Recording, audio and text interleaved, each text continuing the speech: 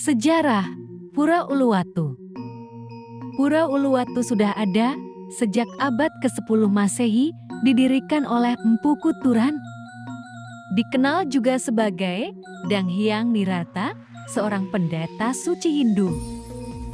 Ulu berarti ujung, watu berarti batu.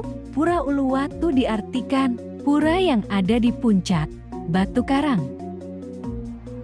Merupakan pura Satkhayangan yang dipercaya sebagai penyangga 9 mata angin.